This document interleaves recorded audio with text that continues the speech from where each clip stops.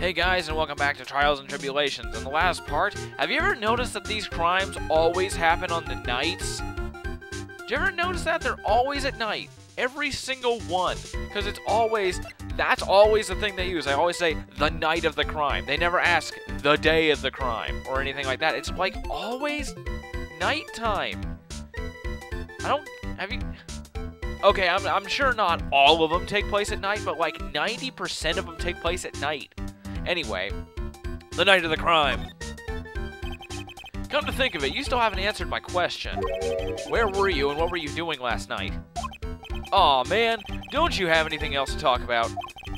With that kind of attitude, you'll never be a ladies' man like me. Okay. Chill out with those eyes. Scary eyes. I got it. If you really want to know, last night, I saw something incredible. Something incredible? 1, 2, 3. Yeah, but let's not talk about that now. Let's talk about the good old days. What do you say? Come on, I'll pour you a nice cup of hot water. Why hasn't he realized that I absolutely despise talking about the good old days, especially with him? Alright, well, screw you, Larry. Get away from my girl. And your frickin' pink shirt. What are you, Vegeta? Like, right when Frieza and King Cold came back? Alright, now you're gonna tell me what you really saw last night. Whoa, you're really upset, aren't you, Edgey? Okay, I'll talk. Huh? That was a bit too easy. Yeah, anyway, it was awesome. Never seen anything like it. And around 10 o'clock last night, it started thundering. I'd been sleeping, not sure for how long. Suddenly, zing! The world in front of me went white. Like I'd just been slapped in the face by my old girlfriend, Naomi. And then, it was on fire. The bridge was on fire. The Dusky Bridge caught on fire? Are you saying you saw it with your own eyes? Hey, why are you giving me the evil eye? I'm telling the truth. Huh. There are still 3 psycho locks remaining. That means he's still trying to hide something. By the way, Larry, where were you when you saw that happen? Where, you say? What do you mean? What do you mean, what do I mean? Just answer the question. I was in my own room, by the main hall. Where else would I be? As usual, you're as transparent as an empty jelly jar. That's kind of an odd thing to bring up, just as something is transparent, but okay, I'll go with it. Like, honestly, I probably would have said you're as transparent as tap water, or something like that, you know, like good tap water, but anyway. The problem, I suspect, lies there. There? What do you mean, there? It's impossible for you to have seen the lightning strike Dusky Bridge from your own room. Let me see. Hazakura Temple map. Aha! Hazakura Temple map. Take that! Take that! This is a map of the area. Take a look around the vicinity of Hazakura Temple. God. What am I looking for? I think that should be fairly obvious. The main hall is surrounded by trees and it's impossible to see the bridge from there. What? Why didn't you tell me that before? Aha. Well, how about it? How about what? Do you feel like talking now? About what? Looks like it won't be that easy after all. You leave me no choice. I'll have to move on to the next step. You weren't in your room at the temple, so then where were you? You don't know that I wasn't in my room. So where was Larry and why was he there? If I've read the situation up to this point correctly, the answer is fairly obvious. Very well then, let's test my theory. The place you witnessed the lightning strike from Dusky... Wait. The place you witnessed lightning striking Dusky Bridge was from there. Take that! The place you saw the lightning strike from was naturally Heavenly Hall. Well, why would I be hanging out in this old shack? It's freezing cold, there's no electricity, and it could fall apart at any minute. Larry, how do you know that anyway? How do you know there's no electricity? After all, it's not that dark yet. Oh. In other words, you have just provided evidence to prove my theory. My theory that you've at least once in your life visited Heavenly Hall after sunset. I have to admit I'm impressed, Edgey. You're in a totally different league from Nick. That's nice. Now tell me, what were you doing in this cold little shack last night? That's what you might call a fair decor.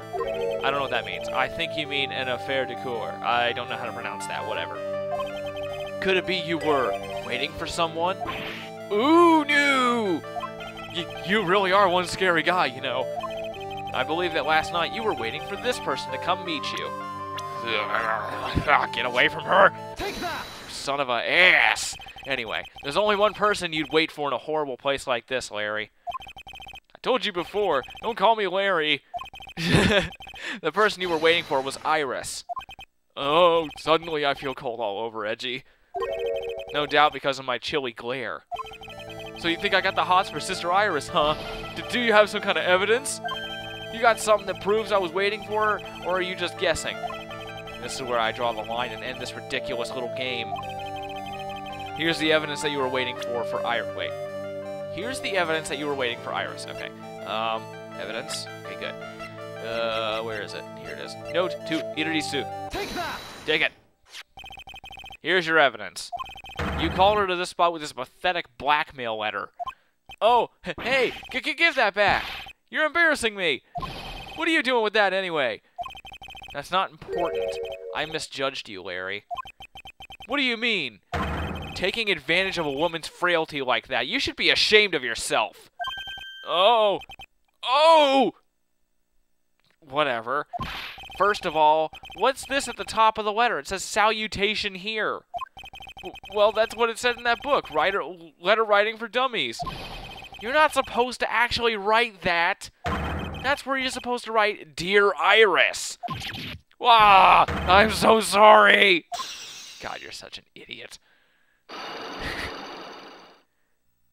God, your shirt looks so frickin' stupid.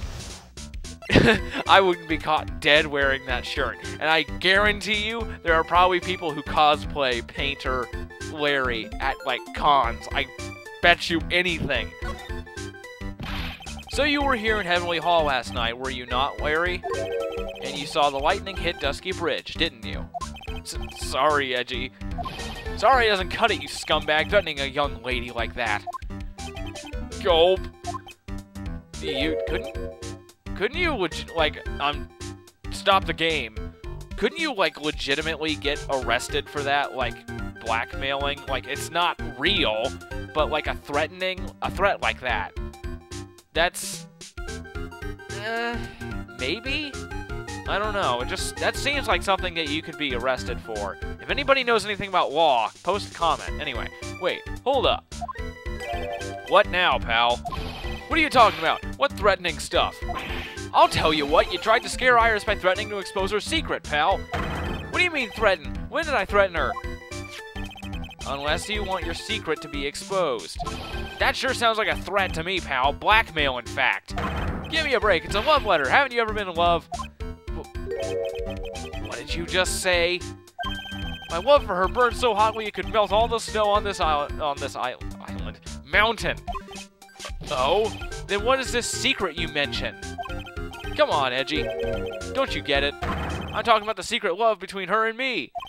Obviously, she wouldn't want old Lady Bikini to know about it, right? About our hot and sour, bittersweet love affair. What the hell are you talking? Oh, my God. Larry, I seriously would be the next guy to beat the hell out of you. Whew. Sorry. Alright, then why did you send a love letter in a business-like manila envelope?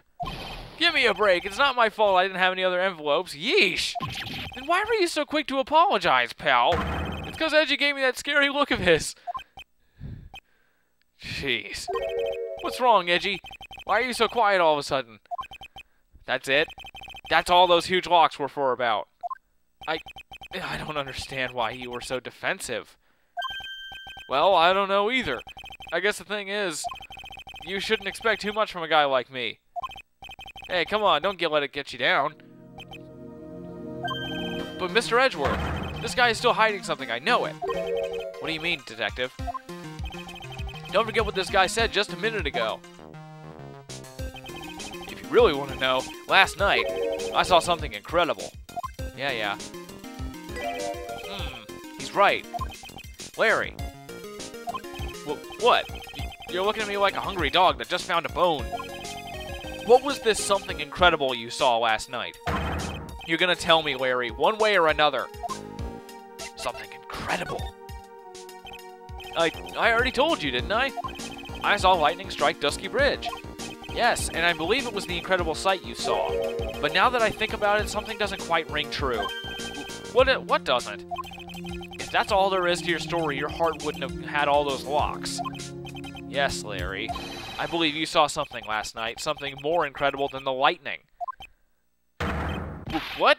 When? Where? Why? How? Hey, what do you think you're doing? If you hide anything from Mr. Edgeworth, I'll arrest you on the spot, pal. God, I hate Larry so much. Wow, okay. No! What's wrong, sir? Does this mean I have to do it all over again? Why are you glaring at me like I'm next to be hit by a bolt of lightning? Because you should be. I've just about had it with this Harlequin. If I really want to drag the truth out of him, I'll just have to drag him to the witness stand.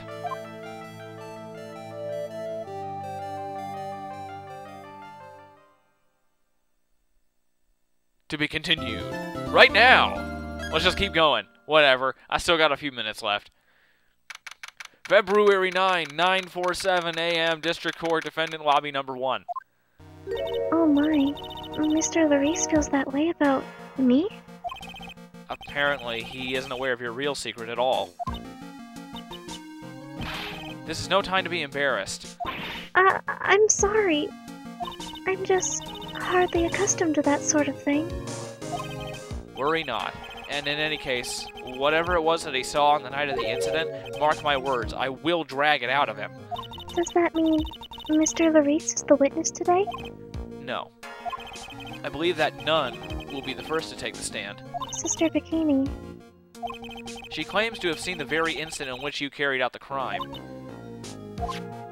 I just want to ask you one last time. It really wasn't you who killed Miss Elise Donham, correct? That is correct. It wasn't me. Very well, then. Mr. Edgeworth? Yes? You're a prosecutor, aren't you? Are you sure about this? If your true identity is revealed... Don't worry. I've taken the necessary steps. You have? Iris, it is a prosecutor's job to doubt people. But right now, I'm a defense attorney. A defense attorney's job is to believe in people, and to believe until the bitter end. That's what a friend of mine told me once. Mr. Edgeworth. You may pass judgment on me from the defendant's chair. You're the one to decide whether or not I'm able to do the task I've been entrusted. Very well, sir. I leave my defense in your capable hands.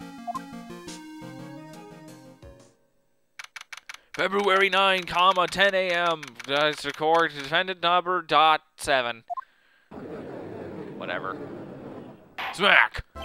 Court is now in session for the trial of Sister. Okay, I only missed it by one letter. That's not all that bad, right? Anyway, the court is now in session for the trial of Sister Iris of Asakura Temple. The defense is ready, Your Honor. Oh, hi, nobody. The defense does indeed appear to be ready. However, the same cannot be said for the prosecution in this case. Indeed. Lack of a prosecutor means that the defense wins. Not guilty, anyway. I'm not sure I like such blatant wastes of this court's time. An empty prosecutor's chair can only mean that the prosecutor has no confidence in their ability to prove their case. It would seem this case is already over before it has a chance to... Yep. or has a chance to begin. Smack! I am ready to announce my verdict at this time. This court finds the defendant...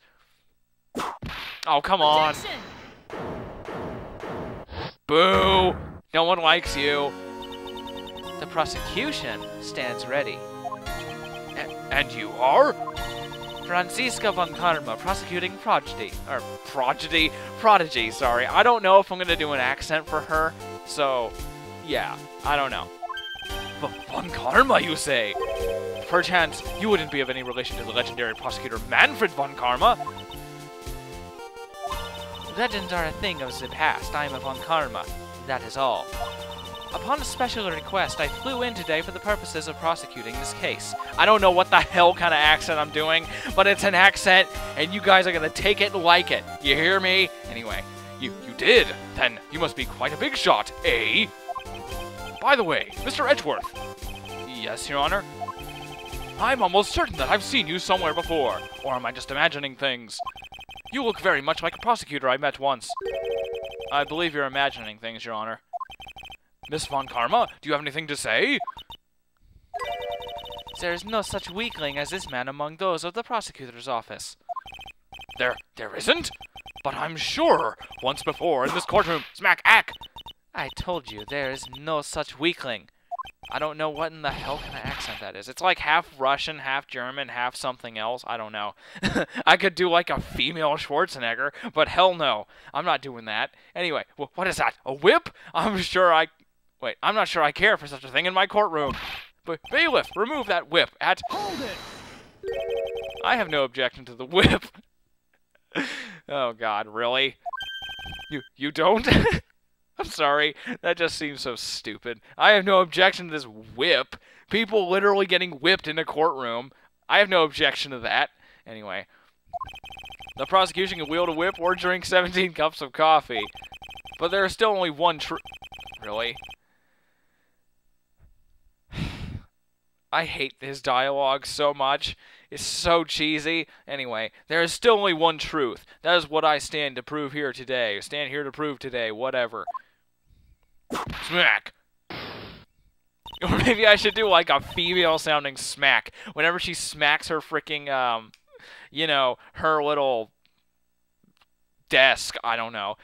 This promises to be interesting, Miles Edgeworth. I had expected to face Phoenix Wright here today. But looking at you now, maybe this is what I have been waiting for all this time. Miles Edgeworth, I will not allow you to I will not allow this chance to crush you slip through my fingers. Okay. God. I see you brought your flair for the histrionic. I don't know. Allow me to add the things that I'm not sure about. People acting bizarrely in my court. Oh, aha! The stage is set. Now continue with the proceedings, Your Honor. Smack. Very well. Miss Von Karma, please give an outline of this case. With as little whipping as possible. Next time we're going to get the outline of the case because I'm cliffhangering you, so bye now.